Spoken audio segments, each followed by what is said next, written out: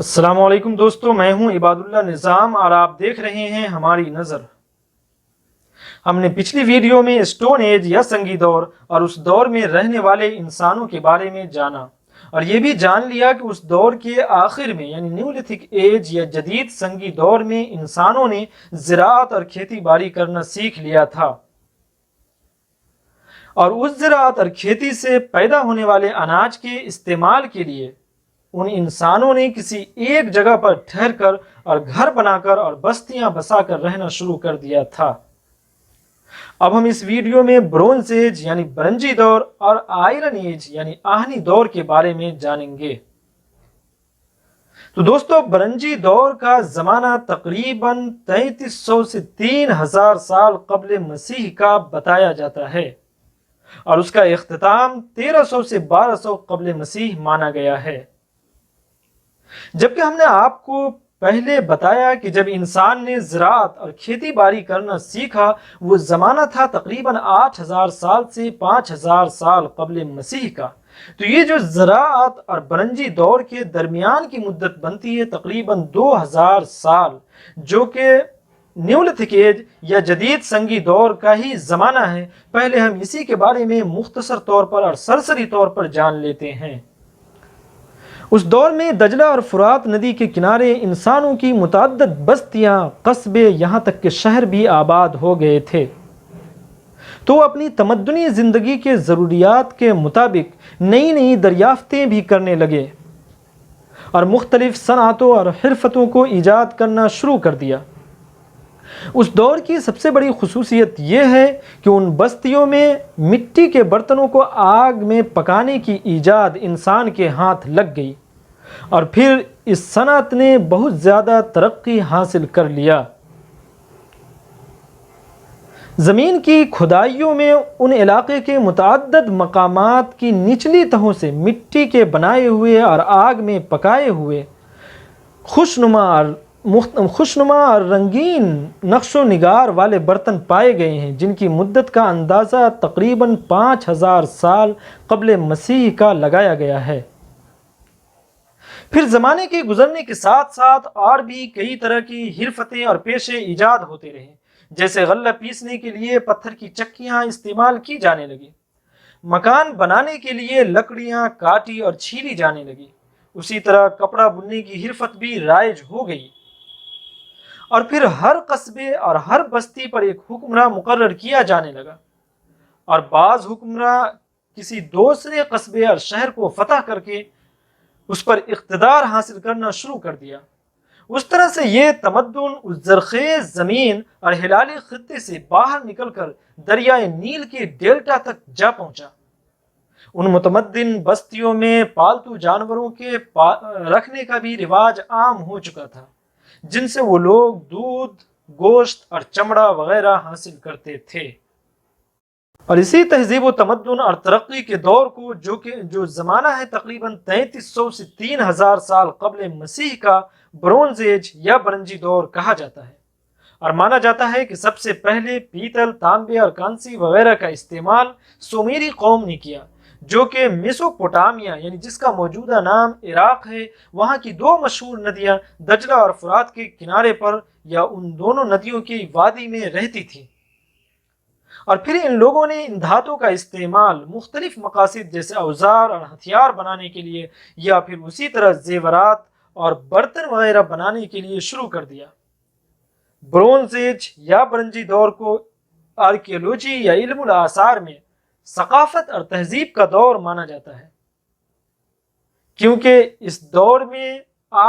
زیادہ تر اعلیٰ قسم کی دھاتوں کا استعمال شروع ہوا، اور اسی زمانے میں یعنی تقریباً 3000 سال قبل مسیح میں دنیا کے الگ الگ حصوں میں مختلف قوموں کی مختلف تہذیبیں اور ڈیفرنٹ سویلائزیشنز کے آثار ملتے ہیں، جن میں سے مشہور یہ 4 ہیں، جن کو ریور ویلی سویلائزیشنز بھی کہا جاتا ہے تاریخ کی کتابوں میں۔ نمبر 1 میسوپوٹامیا، یعنی موجودہ عراق کی دو مشہور ندیاں دجلہ اور فرات کے کنارے پر رہنے والی قومیں سومیری قوم یا بابلی قوم وغیرہ۔ نمبر 2 نیل ویلی سویلائزیشنز، یعنی ایجپٹ یا مصر کی مشہور ندی نیل ندی کے کنارے پر رہنے والی قومیں، جہاں سے فرعونِ مصر یعنی مصر کے شاہی خاندانوں کا سلسلہ چلا۔ اور نمبر 3، انڈس ویلی سویلائزیشنز یعنی سندھ ندی کے کنارے پر رہنے والی قومیں، جو علاقہ ابھی موجودہ پاکستان میں ہے۔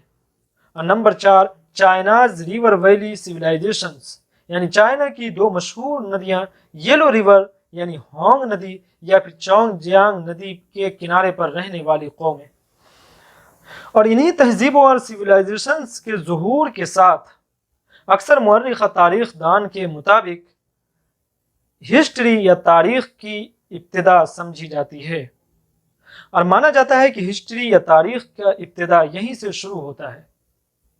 کیونکہ ان قوموں میں آثار قدیمہ کے مطابق ان قوموں میں لکھنے کا رواج پایا جاتا ہے،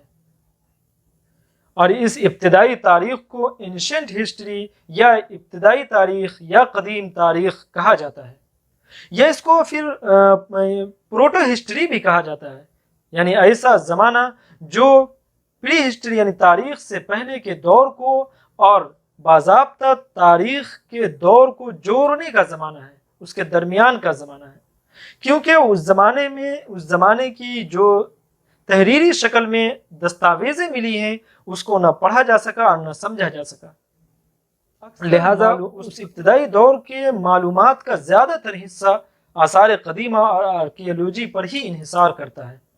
لیکن اس سے یہ ایک بات واضح ہو جاتی ہے کہ ابھی موجودہ کسی ملک یا کسی قوم کی پرانی سے پرانی تاریخ یہیں تک پہنچ پائے گی، یعنی 3000 قبل مسیح سے پہلے نہیں جا سکتی۔ جہاں تک بات کی جائے آئرن ایج یا آہنی دور کی، تو اس کا زمانہ تقریباً 1300 سے 600 یا 300 قبل مسیح مانا جاتا ہے۔ اس کے باوجود اس کو یعنی آئرن ایج یا آہنی دور کو پری ہسٹری یا تاریخ سے پہلے کے دور میں شمار کیا گیا۔ اس کی وجہ یہ ہے کہ دنیا کے بہت ساری قومیں اس زمانے میں بھی لکھنا نہیں جانتی تھی، اور اس کا رواج آثار قدیمہ کے مطابق ان قوموں میں نہیں پایا گیا، اور وہ خانہ بدوشی کی ہی زندگی گزار رہی تھی۔ اسی لیے تاریخ دانوں نے آئرن ایج یا آہنی دور کو بھی پری ہسٹری میں شمار کیا ہے، بلکہ بعض تاریخ دانوں کے مطابق تاریخ کی باضابطہ ابتدا اسی دور سے یعنی 600 قبل مسیح سے شروع ہوتی ہے۔ علم الآثار میں آہنی دور کسی بھی علاقے کی قبل از تاریخ کا وہ دور ہے جس میں کاٹنے کے اوزار اور ہتھیار لوہے سے بنائے جانے لگے۔ اس مواد سے اوزار وغیرہ بنانے سے دنیا میں مختلف تبدیلیاں رونما ہوئی۔ یہ ایک سستی ترین دھات ہے، لیکن دنیا میں صنعتی انقلاب کا سبب بنا۔ اس دھات کو مختلف مشینوں اور اوزاروں وغیرہ کے لیے استعمال کیا گیا۔ آج کی دنیا میں شاید کوئی ایسی مشینیں ہوں جس میں لوہا شامل نہ ہو۔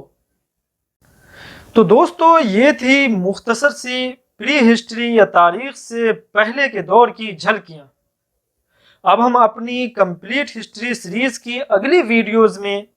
دنیا کی الگ الگ قومیں اور ان کی تہذیبوں کی اینشنٹ ہسٹری یا قدیم تاریخ بتائیں گے، لیکن اس سے پہلے پروفیٹ اسٹوری یا پھر نبیوں کے قصے کے نام سے ایک مختصر سی سیریز بنائیں گے جن کا تذکرہ علم وحی یا آسمانی کتابوں میں ملتا ہے۔